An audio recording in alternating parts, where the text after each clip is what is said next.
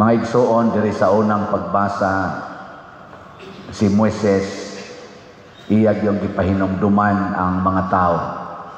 Pangita mo Ginoo nga sama sa atong Ginoo. O kinsa man ning Ginooa, matod pa niya, duol kay nato. So ang Ginoo nagpaduol nato. Muna kita sa kinahanglan magpaduol sa Ginoo. O sa atong panahon karon, kinsa may representative sa Ginoo, matod pa sa Ebanghelyo or sulat ni San Juan, bakakon ang tao kung moingon siyang nahigugma siya sa Ginoo apan nagdumot sa iyang isig katao.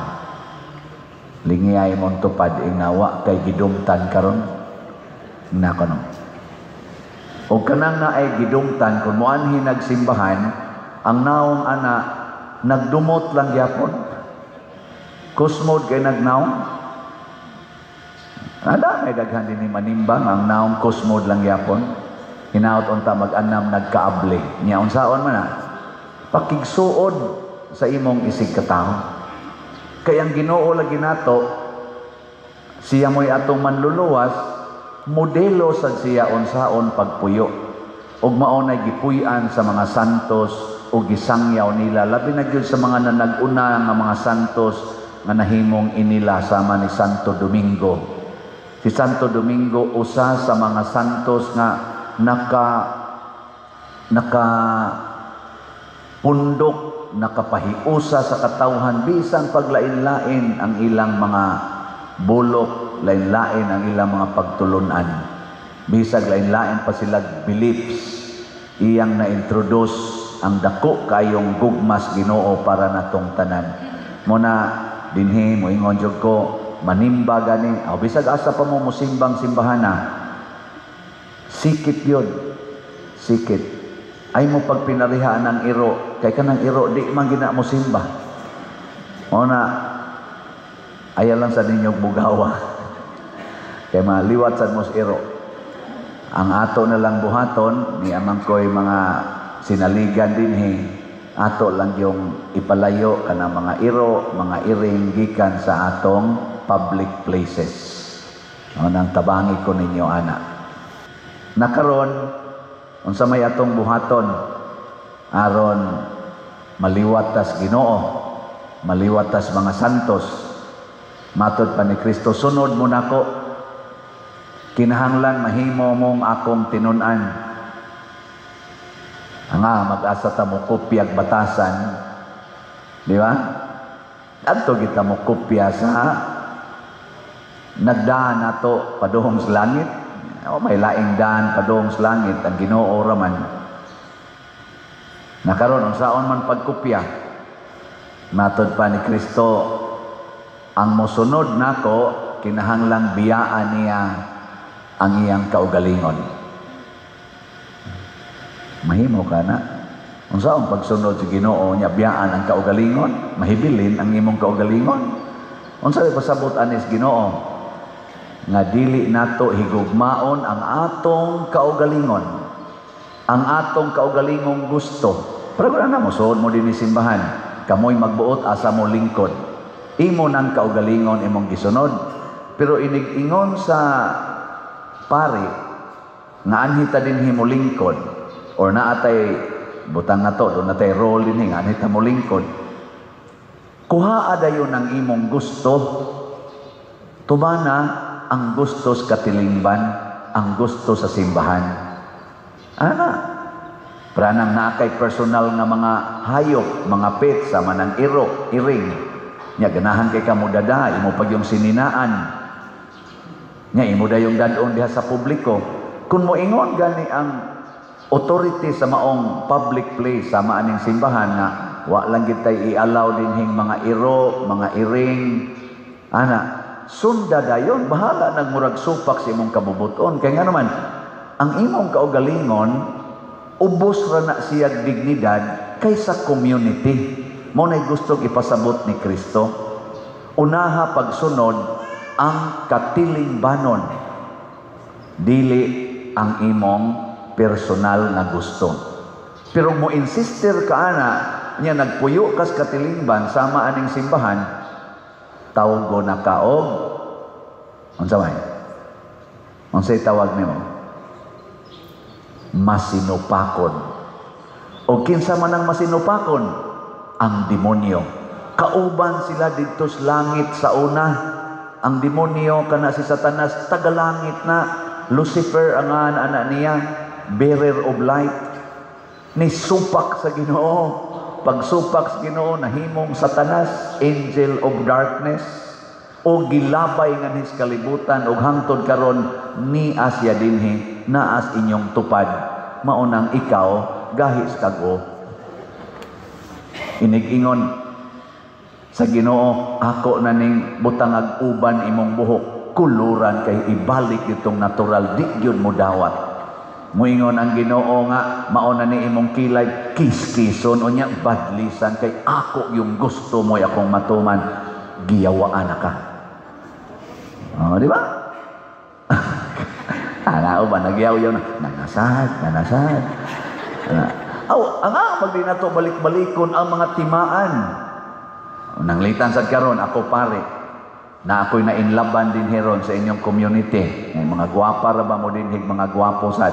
Adi man ko mainlove og gwapo, gwapa may ako. Ang laki man ko nya madre pa gyud. Nya mingon ni Ginoo, op pader. Personal ra na nimo. Makaguba na sa imong pagkapari, maguba pag ang katilingban, wa nagi manimba nimo ana, mamiya na sa simbahan o gawas pa ana, din adyo ka mahalinan og slat. Adi na la sa kumudayon. Nya magsigig text nako, I miss you. Yay, Lord, kanindot ani Lord. Adi lagi personal ra gina nimo. Unahang katilingban. Nga naman katilingban man kay ang Ginoo mao ang katilingban. Lawas matud pa ni San Pablo, si Kristo samag lawas daghag bahin.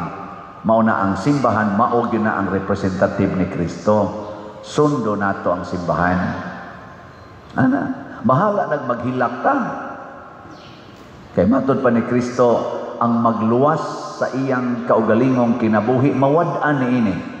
Apan ang magpakamatay sa iyang kaugalingon alang kanako makabaton niini.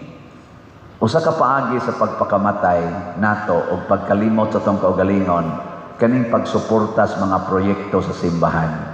Mao na ako sige ko baligyag slot para sa atong project. Unsa may project nato karon? Bayaran usa nato ang atong 70 million. Ingka nganong na may 70 million pader nga tulo pa man kakaadlaw dinhi.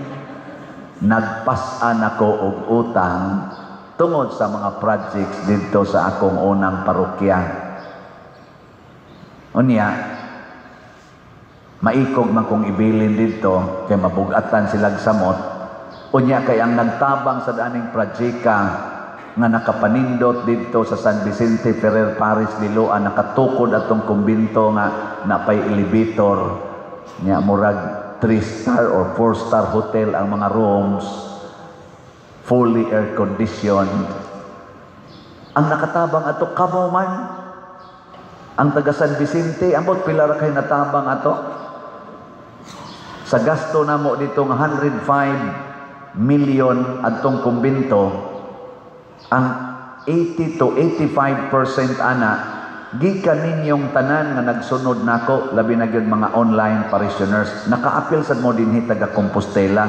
Dugay na sad ang pipila ninyo nga nagsigig palit og slot dito for the benefit of San Vicente Ferrer Paris Liloan. Ning kadili na unfair pa der. Sa ako nang gikaingon, ang simbahan usara kay lawas man na ni Kristo. Ang lawas nagkabahin-bahin ba, nagkalagyo ba? Waoy, naghiusa mo na kini mo simba ta. Ekspresyon ni kana akong ingon ni mga sikit gyud, ayaw pagdistansya sa imong tupad or sa imong kaubas pagsimba. Ekspresyon na nga nagkahiusa ta. Kalisod sad ang akong kamot nga tuo sa sakristi. Nya ni ako dinhi. Unsa man na? Pwede din na. Pwede dili. Pwede, oy. Unsa man? Putlon. Unya, ang sawa maikaputol, mabalik pa, di na. Mo na ingos Kristo, mawad-an na kas imong kinabuhi. O nganong dili man ka musikit sa imong kauban, kay imo mang i-preserve ang imong gusto, mawad-an na nung kas imong kinabuhi. Mo na ka ng asawa nga di musikit sa bana, mawad-an ginagbana. Nga naman, doon na may musikit lain.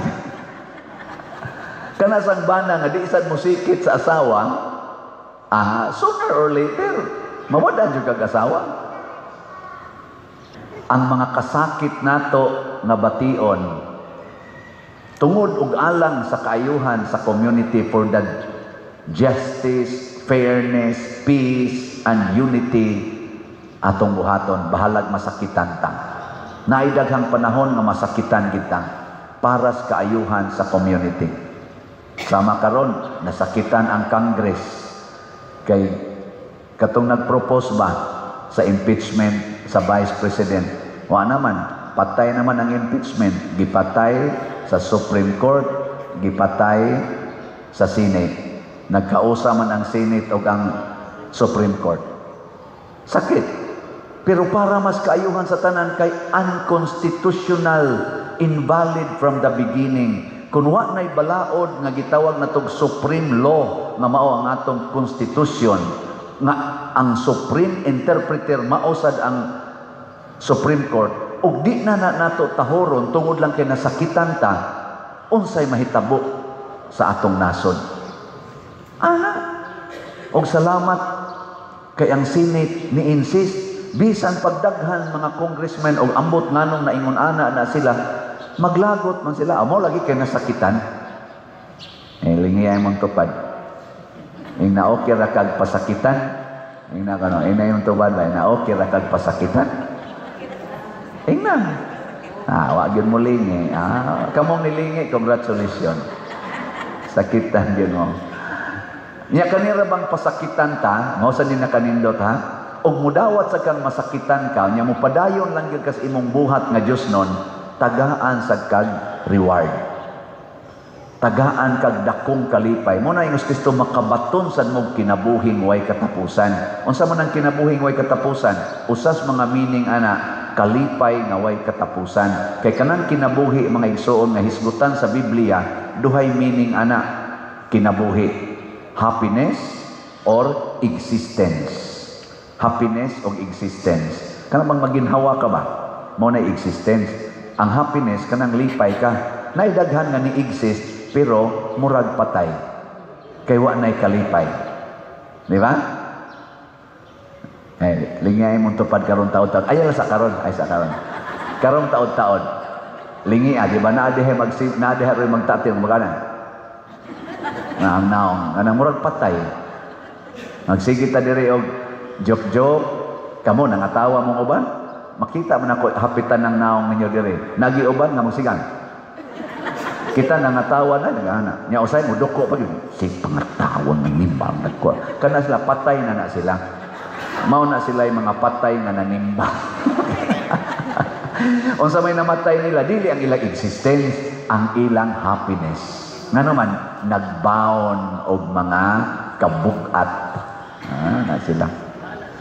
Ako lang sa mensyonon dire kay ang nasikat karon sa pagpatay sa impeachment, kanarong impeachment, articles of impeachment, ang nisikat yun, si bagong senador, si Dante Marcolita. Kana si Dante Marcolita, dito na sa Congress. O niya, siya na nagsigig ingon dito. Daghang kay siya gipangsulti ba nga, sundani. Tungod kay magsige man siya ingon nga kaning ni dili ni maawa ni mohaom sa atong balaod ana.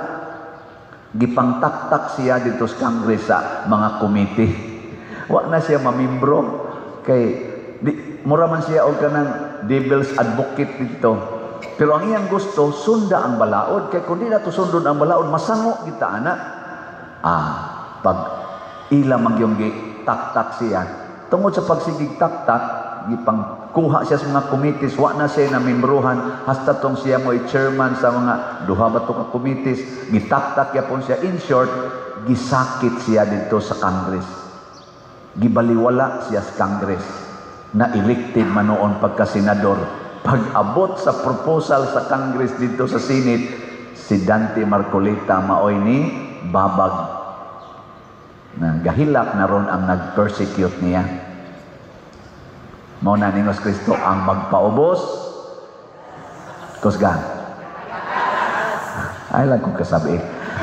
Unya, ang nagpataas. Okay. Kadtong mga mapaubsanon, kusog mamalit og slat. Kadtong mapahitason, di gina mo palit og slat. Ang kadtong mo palit og slat, manindot. Ang di mo palit, panguli.